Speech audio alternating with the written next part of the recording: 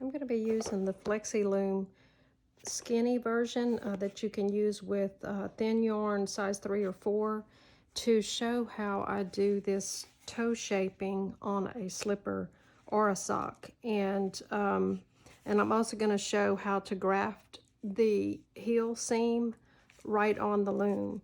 And you can make any size from the tiniest baby slipper to the adult sizes on this flexi loom, because you can use as many pegs as you need to get the size you want.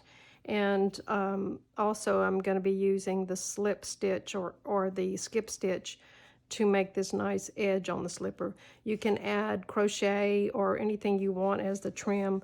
On this one I put it back on the loom and used a few pegs to do this little popcorn stitch around the edge. So there's a lot of things you can do to trim out your little slippers. And so I'm going to show technique on here, but I'm not going to be covering how to do the knitting loom stitches. So before you start this, you need to be familiar with knitting on a knitting loom and how to do various stitches like the E-wrap or the knit stitch. I prefer to use the U-wrap stitch. This slipper was done with E-wrap, and you just choose what kind of stitch pattern you want to do on your project. You can do anything in this area, anywhere on the slipper. You can do cabling or whatever kind of decorative stitch you want. So I'm going to show you how to calculate for to make different sizes. And on this one I used mostly the knit stitch, so you get a little bit thicker, firmer fabric, which is what I wanted for a baby. This loom comes with curved pieces, and let's see if I can find one of the straight ones. Some of them are straight like this and they don't flex at all, and some of them are curved like this. For this tiny project, I prefer the flexible one because I can maneuver the loom a lot better to do the provisional cast on and some other techniques that I do. So configure your loom the way you're comfortable. If you have a larger project, you may want to put some straight pieces in here to keep it from flexing so much, but at least on the turning edges, I want to be able to curve it and work with it as I'm knitting. So that's just my preference. So if you have one of these looms, choose which pegs you want to use. And I also use 2 different colors. I want one color for the top of the foot and one color for the bottom of the foot. You just have to make sure your grooves are always pointing outward.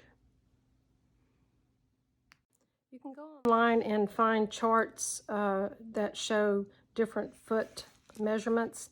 And if you don't know the exact size that you need to make the slipper, you can get an idea from those charts.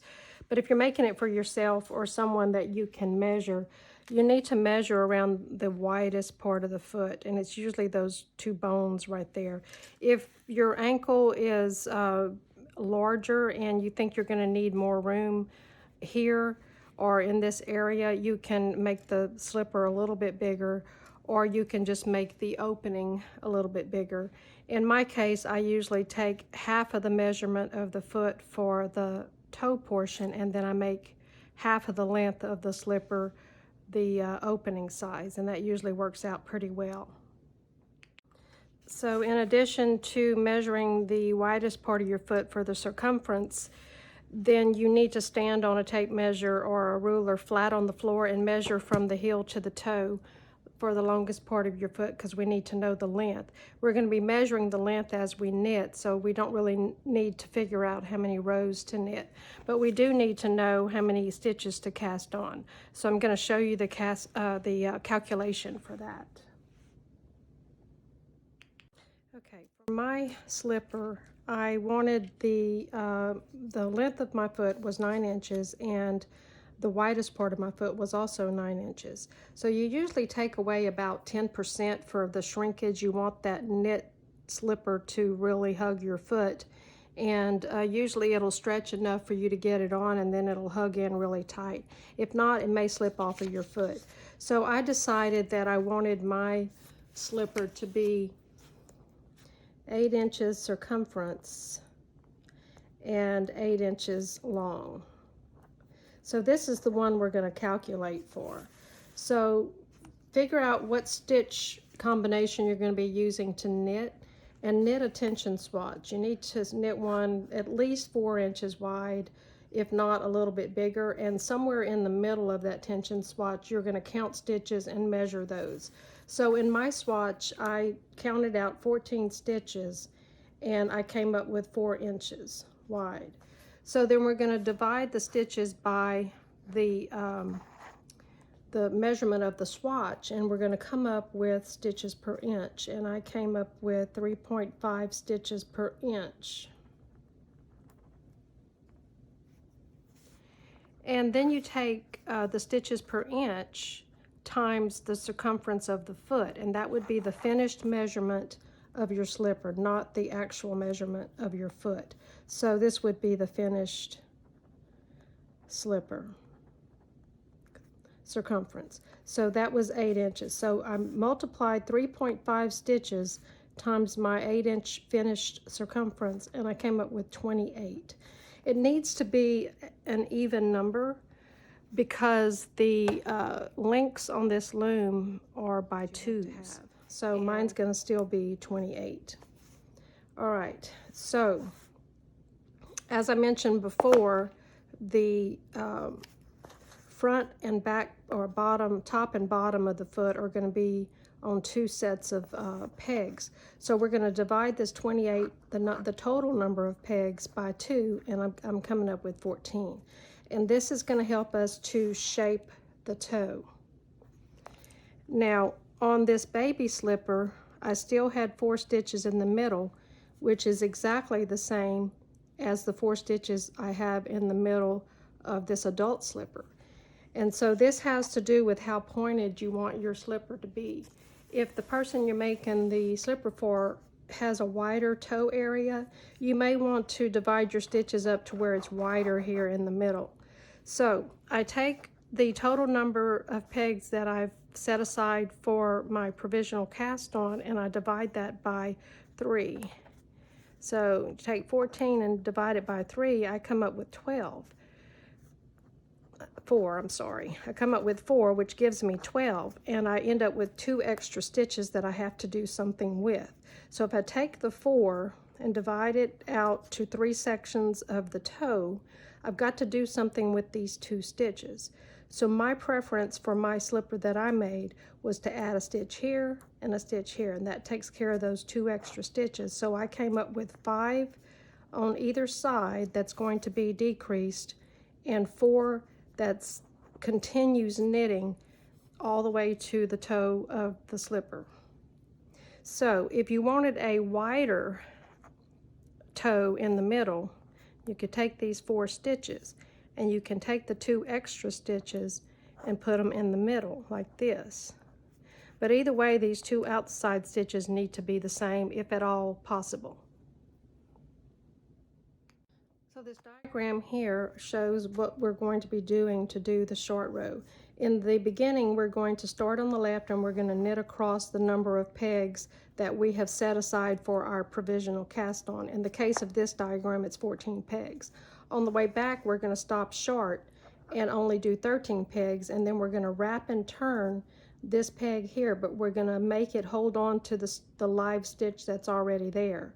So that's the difference between a short row decrease and a regular decrease. With a regular decrease, you're usually taking the stitch off of that peg and putting it on another peg, and that peg no longer holds a stitch. But in the case of the short row decrease, the pegs will continue holding on to their stitches so that they can be picked up and knit back when you start increasing the wedge of the toe. And I'm going to show it to you on the slipper itself. So this is where we're going to be starting our provisional cast on, and we're going to slowly get more narrow till only the 4 stitches in the middle are allowed to knit. And then we're going to start immediately increasing and coming back up the top of the foot until we end up having all of the pegs back working again. So I've decided for this demonstration that I'm only going to use 10 or 20 pegs total for my little sample, and that's going to give me 10 pegs for the top and the bottom, or the top and the bottom. So that's 10 on each one. You just have to remember always that the grooves on the knitting loom need to always be facing out because you're going to be knitting around. So with my 20 pegs, I've divided by 2, and I've come up with 10 provisional cast on. So I need to divide that by 3, and I come up with 3, which is 9, and it gives me 1 extra stitch to do something with. And as I mentioned, I wanted the toe of this tiny slipper to be a little bit wider. And so I've decided that instead of having more stitches on the side, I'm going to add that extra stitch in the middle so that I can still get a wide toe. So I'm going to end up with this. And these 3 numbers need to add up to your 10 stitches that are for that half of the loom. You're going to need some waste yarn that is in high contrast to the yarn you plan on using. This blue yarn is going to be my main yarn, and this waste yarn is going to be this orange one. And it needs to be at least the same size as the yarn that you're going to ultimately use. A little bit bigger might be better, but it needs to be a smooth yarn. If your main yarn is a textured yarn, you still need your waste yarn to be smooth yarn so that you can see the stitches, because we're going to have to pick those stitches up and hang them back on the loom. And so the high contrast is going to really help you see those stitches. If you're using a multicolored yarn like this one, make sure the waste yarn doesn't get lost in any of the colors that are in it. So pick a waste yarn that's going to be in high contrast to all of the colors that are in your yarn. Mark the 2 center pegs of one of your sections of the loom. These are 10 pegs here, and I've marked the 2 center ones. We're not going to use these markers until later on in the project, but it's easier to get them on the loom now before you start knitting so you don't have to add them later. So we're just going to ignore them for a while, and then we'll come back and use them later on in the project. So I'm just going to do a quick and sloppy cast on for my waste yarn because I only need, I usually like to do at least 4 rows. The main thing you have to consider with the waste yarn when you're doing this section is to make sure the last couple of rows that you do on the waste yarn are fairly loose, because those main stitches are going to get lost and sink down inside of the stitches if you don't make those rows loose. And also the first couple of rows of the main yarn, I'm going to make sure I'm not knitting too tightly because it really gets hard to find the stitches and it's hard to rehang them. So I'm just going to do a quick weaving cast on just to get going with the waste yarn as quickly as possible. So I find this one a lot easier to do than the E-wrap. So let me knit 4 or 6 rows, and I want to end up on the left hand side with my waste yarn.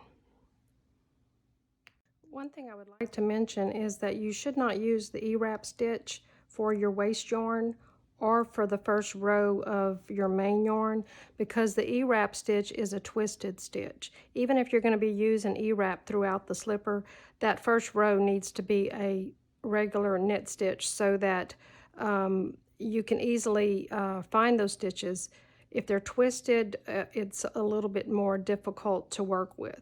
So I prefer to just use the U-wrap, something that's loose. Don't use the flat stitch because it's really tight. The one I'm doing here is a flat stitch, and when I get to my last couple of rows here, I'm going to switch to something that's really loose. The flat stitch is a lot faster, but it can really get tight on you if you're not careful about how tight you hold your yarn. So again, it's really fast, and I may do this whole sample in the flat stitch so that I can get through it a lot faster, but I definitely don't want those first couple of rows to be tight. So I'm going to knit back in a loose stitch, and then I'm going to end up back here on the left hand side. Okay, I've got about 4 rows done in the waste yarn, so I'm just going to shorten this tail so it doesn't give me trouble. And then I'm just going to cut my yarn. I'm going to take the main yarn and just make sure I've got the right tail here. And I'm just going to anchor it somewhere on the loom, just loosely, but I want to leave enough of a tail, not too much to get in the way, but one that I can use for sewing if I need to. So I'm just going to tie it loosely on the bottom of the loom. And then I'm going to start knitting the first row across. And in this pattern, I knit 14 stitches to the right. I started on the left and I knit 14. On these pegs, I only have 10. So I'm going to knit all 10 of these pegs toward the right. And get this situated. And I'm just going to do a U-wrap stitch so it'll be nice and loose. I'm going to do that all the way across. It's not an E-wrap, it's a U-wrap because it's sort of the shape of a U. You go between the old peg and the new peg and come around to the front of the new peg. And on this one, you still have to make sure it's not too tight. So if you have to adjust these as you go, make sure they're nice and neat, but not too tight. All right, I completed that first row and all 10 pegs have been knit. So now I need to knit from the right to the left, but I'm going to stop short before I get to this end peg because this is the first one that we're going to do the wrap and turn. And that's going to be the first holding peg for the decrease to start making the wedge of the slipper. So I'm just going to go ahead and knit the first peg. We're not going to do any slipping or skipping for this toe section. So I'm just going to go ahead and knit in my usual manner. And I may speed up the video here so you don't have to watch me do all this. All right. So when I get to this peg, it needs to be knit, but I'm going to show you the wrap and turn that I use. Okay. I get ready to start knitting that stitch, but I hang on to that loop. If that loop is too tight later on, you can use any loop off of the back to wrap and turn, or you can use a different type of wrap and turns. I'm not going to go into all the methods of wrap and turn. This is the one I prefer, but you can go and look for some that might be easier for you. There's a lot of them that are shown on the internet. Just do a search on using the wrap and turn on the knitting loom.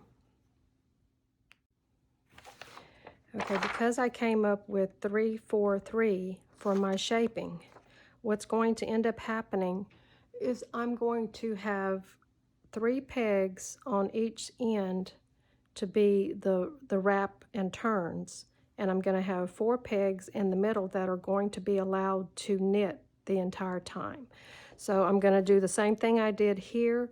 I'm going to go across and stop short before I get to that end peg and do a wrap and turn.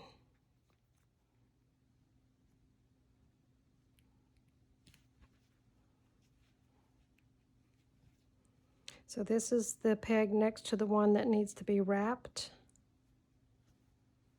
or to do the wrap and turn. So I'm just going to hold on to that stitch and just stretch it over there.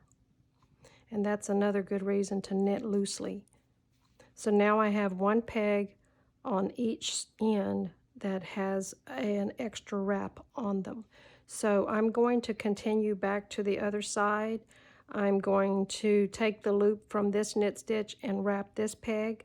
I'm going to go back and I'm going to knit this one again, go back, do the same thing here until I get down to the 4 pegs that are in the middle that you've completed a stitch on, and then this peg will be wrapped. So when you get to the point where this peg has just finished the wrap and turn, then your yarn will be right here on the right. So continue until you have 3 pegs that have had a wrap and turn on each side. Okay, I've got 3 pegs that have been wrapped on the left. I'm working back to the right.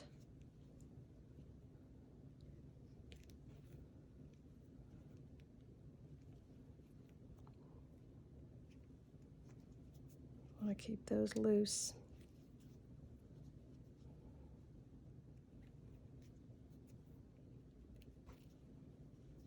Okay, that's the second to the last one here before the next peg that needs to be wrapped. So I'm going to take this loop and stretch it over there.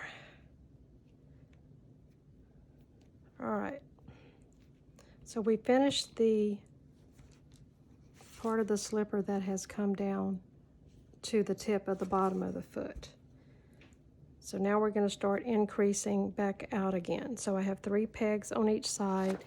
And what we're going to do now, when we go back in this direction, we're going to knit 5, 6, 7, 8, 9, 10 till we get back to our 10 total pegs. So let me show you what that looks like when you go back to the other side. So I'm knitting to the left, 1,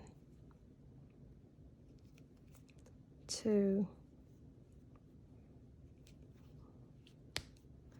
3, 4, and then I'm just going to take both of these loops over, so that's my 5th stitch. But I still need to do a wrap and turn. On this one, since we made our wrap and turn so tight, you could probably get away with not doing another wrap, but I prefer to do another wrap so that I don't have a hole in my slipper. So I'm going to take the loop that I dropped off and stretch it over there if it'll reach, and it might not. So you can take any of these loops that you think will work. So, and if it doesn't, you can try a different wrap and turn.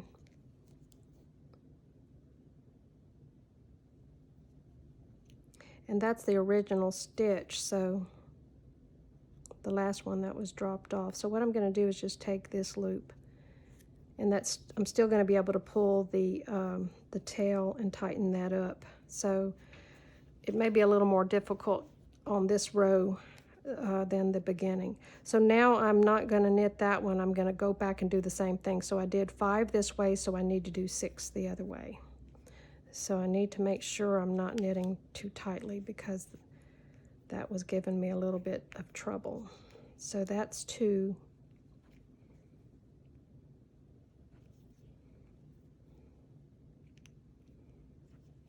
3.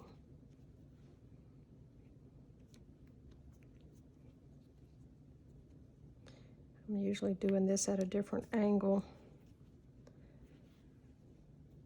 So that's 5. And then I need to knit this one off, and it's clear to see which one's next because these only have 2 wraps on them. So I'm going to knit this one as loose as I can. That's really tight.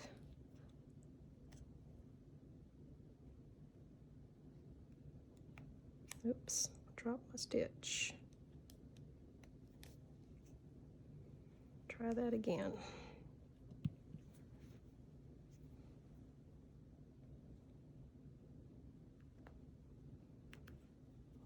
Loosen that up a little. There we go. So I knit both of those off, but again, I need a loop to stretch across, so I already know it's going to be tight, so I'm going to just choose that one that's with my working yarn and just wrap it on that peg and tighten it up. So this one has 3 loops on it, and so that's going to be the next one that we get to put back into work. So I need to knit 7 this time. So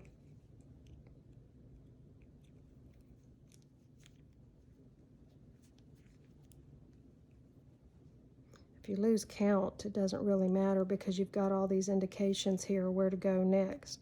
So I'm just simply going to knit all 3 of these over, and this bottom one's going to be kind of hard to stretch over there, so I may take one of these other loops and go ahead and stretch it over there. That one's a little tight too, so see how that one does.